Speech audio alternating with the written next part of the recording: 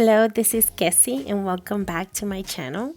Today I have a journal with me where we're going to be setting up two of the days in March 11th and March 12th. I usually don't journal all the time, every day. What I do is that I write maybe little things, snippets of my day in my work journal, and then whenever I have a free time in the evenings or in the mornings, I would do 1 to 2 journals entries in my Hobonichi Techo.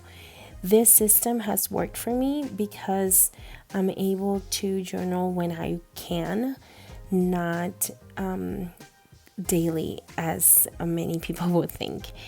And my journaling is basically a gratitude journal, and then I add highlights of the day, where there are things that are happening in the world, in the news, or anything that is happening in my life that I would like to highlight. When I'm setting up this two spreads that you see here, I start by dividing my pages. I like to have a dedicated space for my gratitude and a dedicated space for the schedule for the day. Having this separation helps me to see my page into different chunks. That way I don't feel overwhelmed with a long page. I have to say that the Hobonichi Techo is a compact journal, so you don't have a big page to fill out.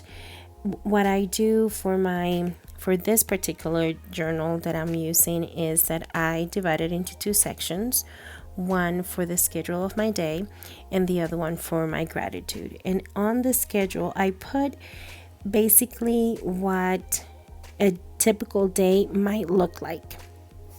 Write the different spots where I will be, for example, doing my morning routine, at what time I go to work or I should be at work.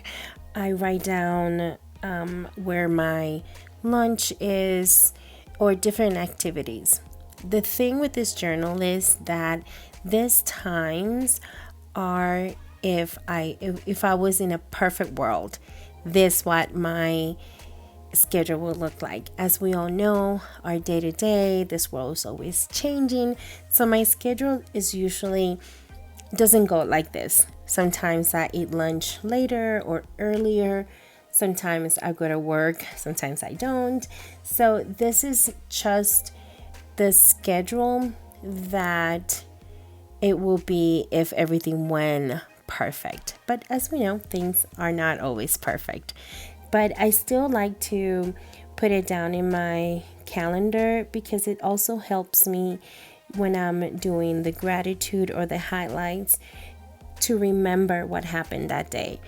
For example, on this day, March 11th, it was a day where we went bowling and we had a lot of fun with friends, and we went to Voodoo Donuts, which is a place here in Colorado. I know they have it in other parts of the United States. So it was a day full of events, full of fun things, and it helped me to remember some of the things that we did that day, and also helps me to write down my gratitude. Sometimes my gratitude is giving thanks for the weather, giving thanks for the many opportunities that come my way, thankful for loved ones, or anything that I feel grateful about. I just write it. I am allowing this space to be something special, something that is for me. But I also share my how-tos, or I share a video like this, like the journal with me.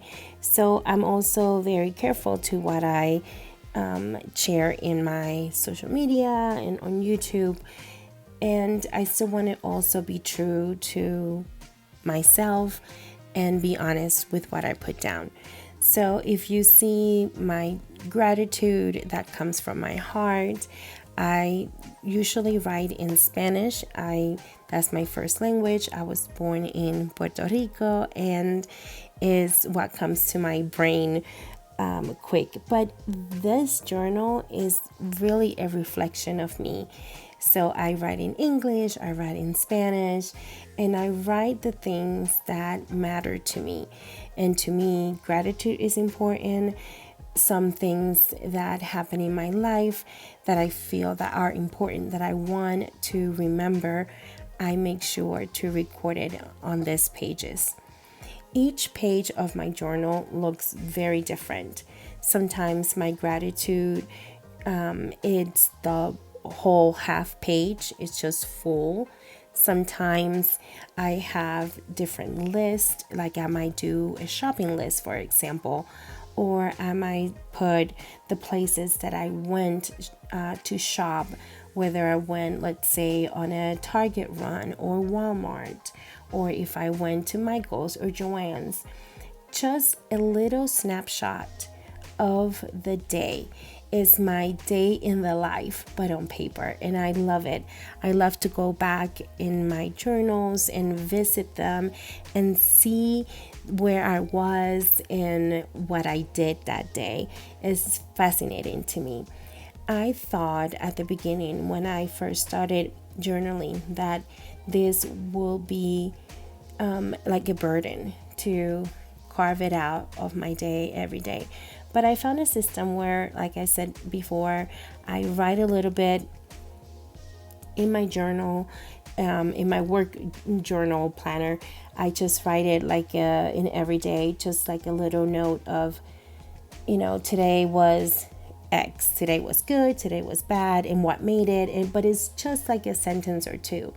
And if I don't journal that day, and I happen to journal a day or two after that, like it's happening over here, I go back to my calendar, to my planner, to my journal for work, and I just read what was on schedule for that day, and then I read the little note that I left for myself. And it's interesting because I'm able to relieve, to vivirlo de nuevo, just for that day to come alive again with the memories. And then I'm able to sit down and just write. I have this thing with my journals where I want it to be easy, fun, and one of the things that makes it fun for me are stickers. I love stickers. You will find in my journal, in my planner, at home, at work, you will find stickers. Flowers, circles, washi tape, you name it. You will find it in my pages.